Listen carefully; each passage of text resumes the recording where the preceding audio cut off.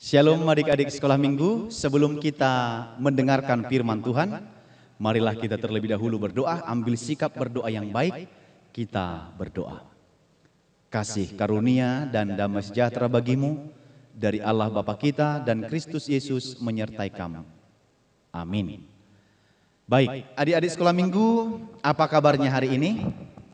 Baik, sehat, dan luar biasa. Nah, sekarang kita akan mendengarkan firman Tuhan yang tertulis dalam kitab Efesus pasal 4 ayat 29 sampai ayat 32. Mari buka Alkitabnya dalam Perjanjian Baru. Saya akan baca untuk adik-adik sekalian. Perhatikan, jangan memberikan hatinya, telinganya kepada yang lain, tetapi arahkan mendengarkan firman Tuhan. Demikian.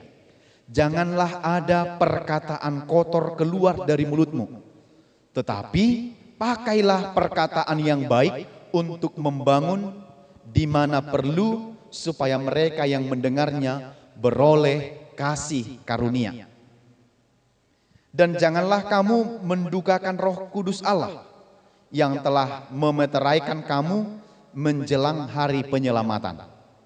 Segala kepahitan, kegeraman, kemarahan, pertikaian dan fitnah hendaklah dibuang dari antara kamu. Demikianlah pula segala kejahatan. Tetapi hendaklah kamu ramah seorang terhadap yang lain, penuh kasih mesra dan saling mengampuni, sebagaimana Allah di dalam Kristus telah mengampuni kamu. Demikian firman Tuhan. Shalom adik-adik sekolah minggu.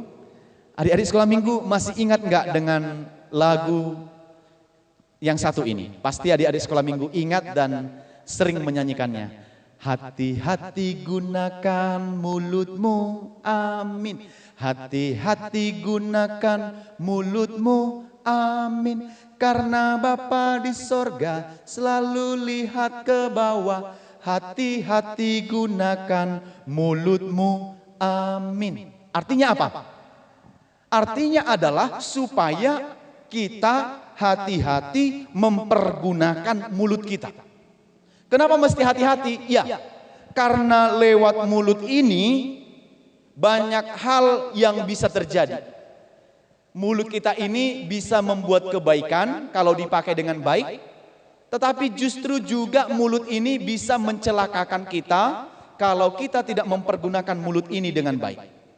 Maka yang perlu adalah hati-hati mempergunakan mulut kita. Hati-hati menjaga perkataan kita. Jangan asal keluar dari mulutnya tanpa dipikirkan terlebih dahulu.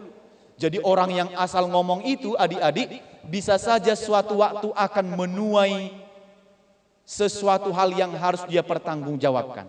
Karena apa? Dia bicara asal ngomong, tidak dipikir-pikir dulu, yang membuat hati orang lain sakit, yang membuat orang lain menjadi tidak suka dengan dia, yang membuat orang lain menjadi bersedih ketika kita tidak mempergunakan mulut kita, menjaga perkataan kita dengan baik. Adik-adik tahu enggak? Ternyata dari segala alat indera yang berada di bagian kepala kita, itu kebanyakan berpasang-pasangan. Amang perhatikan ya, Amang sampaikan sama kalian. Mata itu ada dua berpasangan kan, antara kiri dan kanan. Telinga juga ada dua berpasang-pasangan. Ini telinga sebelah kanan dan sebelah kiri. Begitu juga dengan hidung. Dia punya dua lubang, ini sebelah sini dan sebelah kiri. Nah, tetapi dari alat indera yang ada di bagian kepala kita ini, yang punya lubang, yang tidak punya pasangan itu hanya mulut. Mulut itu tidak punya pasangan, hanya satu. Kalau seandainya mulutnya punya pasangan, bahaya kan? Ada di depan, ada di belakang. Punya satu mulut aja susah untuk menguasai. Punya satu mulut aja kadang susah untuk mengontrol gitu ya. Kadang punya satu mulut aja cakapnya kocak begitu ya. Di sana ngomong, di sini ngomong, yang lain tidak ada yang memperhatikan. Itu masih punya satu mulut. Lalu kenapa Tuhan hanya kasih kita satu mulut? Sebab kita harus memperhatikan mulut yang satu ini, ya walau satu, Dia sangat berbahaya jika adik-adik tidak pakai dengan baik. Kalau mulut ini tidak dipergunakan dengan baik, ucapan tidak dipergunakan dengan baik, ini sangat berbahaya. Ya, walau satu harus hati-hati berbicara, tidak asal ngomong, tidak membicarakan yang tidak jelas, tidak membicarakan asal keluar dari dalam mulut tanpa pikir dulu. Hati-hati.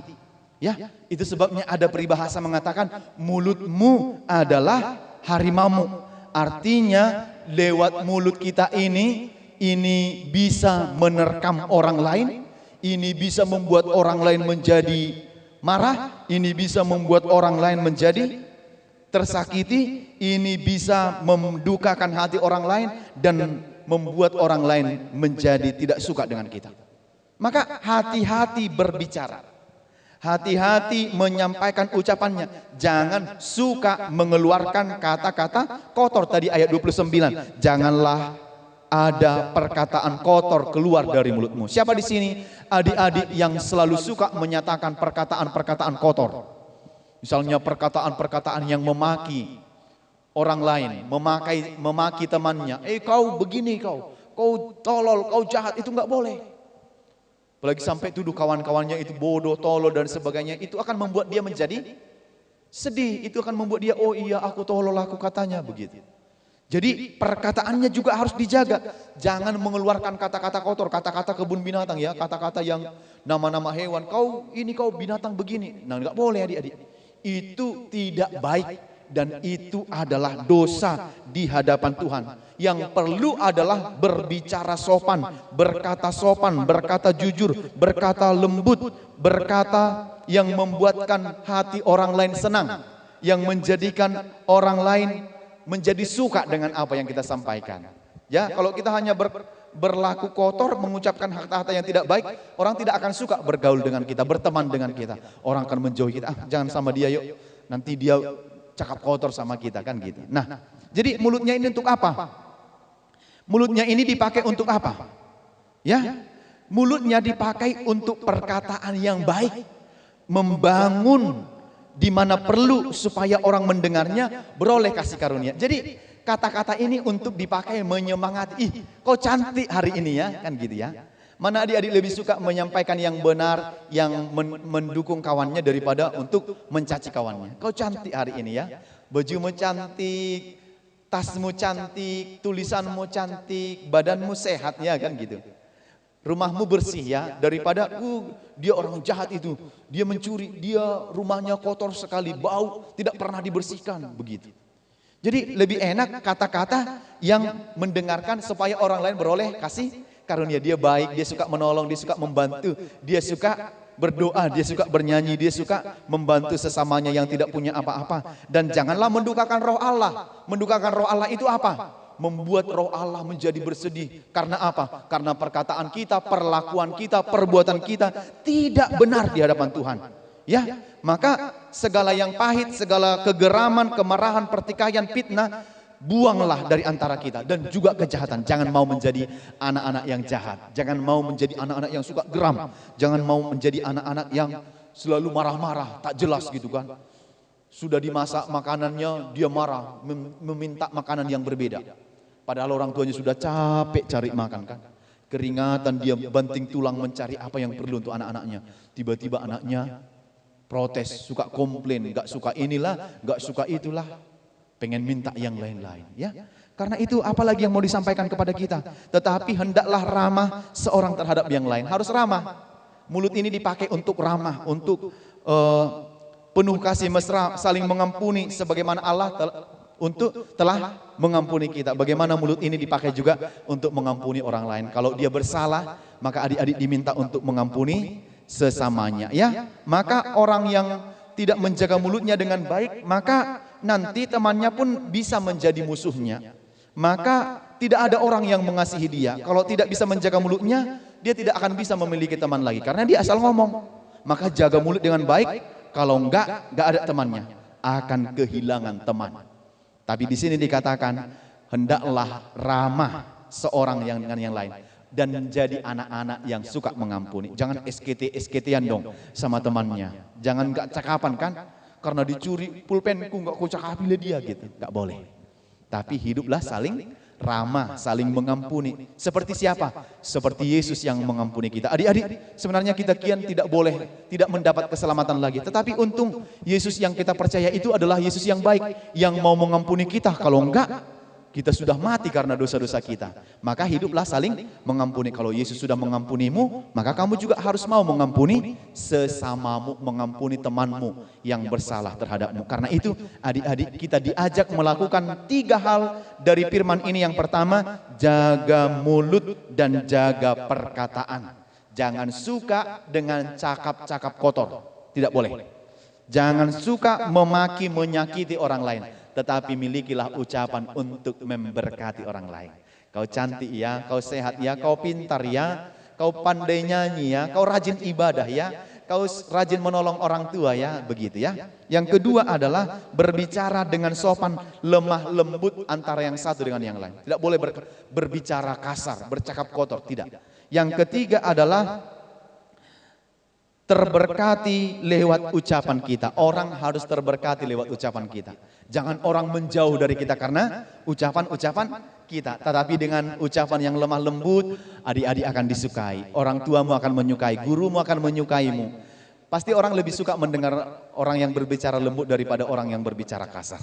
Karena itu sekali lagi pergunakan mulutnya, your mouth dengan baik. Pergunakan, hati-hati menggunakan mulutnya. Karena Tuhan selalu melihat dari sorga. Mata Tuhan melihat apa yang kita ucap. Apa yang baik, yes. Apa yang jahat, no. Oleh sebab itulah jangan berucap jahat. Ingat, Tuhan melihat. Karena itu lakukan yang baik, ucapanmu baik, perkataanmu baik. Dengan demikian orang akan suka dan Tuhan juga akan suka dengan kamu. Amin, kita berdoa.